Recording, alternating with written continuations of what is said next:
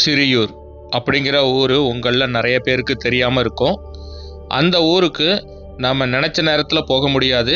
அங்கே போகிறதா இருந்தால் வனத்துறையோட அனுமதி பெற்று தான் போகணும்.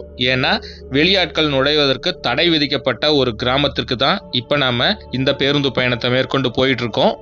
இந்த பேருந்து ஒரு நாளைக்கு பார்த்தீங்கன்னா 2 பேருந்து தான். ஈவினிங் 4 மணிக்கும் அதுக்கப்புறம் 6:30 மணிக்கு இந்த 2 டைமில் தான் இந்த ஊருக்கான பேருந்து வசதி இருக்குது. நாம் மசனகுடியிலேருந்து 4 மணிக்கான பேருந்தில் புறப்பட்டு நாம் சிறியூரை நோக்கி பயணத்தை மேற்கொண்டோம். ஏன்னா இந்த பஸ்ஸில் போகிறோம் அப்படின்னா இதே பஸ்லேயே திரும்பி நம்ம ரிட்டர்ன் வந்துடலாம். திரும்ப ஒரு 6-6:30க்கெலாம் நாம் மசனகுடிக்கு ரிட்டர்ன் வந்துடலாம். பொதுவாக வெளியாட்கள் இங்கே இருக்கக்கூடிய செக் போஸ்ட்டை தாண்டி உள்ளுக்குள்ளார நுழையிறதுக்கு அலோவ் பண்ண மாட்டாங்க. போகிறதா இருந்தால் வனத்துறையோட அனுமதி வாங்கிட்டு தான் நாம் உள்ளுக்குள்ளார போகிற மாதிரி இருக்கும். மாதத்தில் ஒரு நாள் அமாவாசை அன்னைக்கு அங்கே சிறியூர் மாரியம்மன் கோயில் போகிறதுக்காக அந்த ஒரு நாள் மட்டும் அலோவ் பண்ணுவாங்க. அன்னைக்கு வேணால் நீங்கள் போயிட்டு வரலாம்.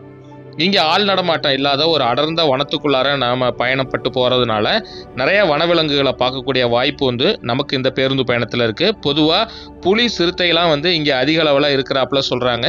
ஆனால் நம்ம போனப்போ அந்த மாதிரி எதையும் பார்க்க முடியல. இருந்தாலும் ஒரு அடர்ந்த வனத்துக்குள்ளார நாம் பயணம் மேற்கொண்டு போகிறத நினைக்கும் போதே உண்மையிலே ஒரு வித்தியாசமான அனுபவத்தை நமக்கு இந்த பயணம் கொடுத்தது. நம்ம போகிற வழின்னு பார்த்தீங்கன்னா வாழைத்தோட்டம் ஆனைக்கட்டி வழியாக தான் நம்ம சிறியூரை போய் ரீச் பண்ணுவோம். ஏறக்குறைய ஒரு 1.5 மணி நேரம் பேருந்து பயணத்துக்கு அப்புறம் நாம் சிறியூரை போய் அடைஞ்சோம்.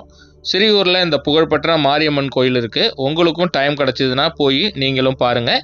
இந்த காணொலியோட முழு வீடியோ தொகுப்பும் ஜாலி ட்ரிப் யூடியூப் சேனலில் இருக்குது. அதில் போய் கூட நீங்கள் செக் பண்ணி பார்த்துக்குங்க.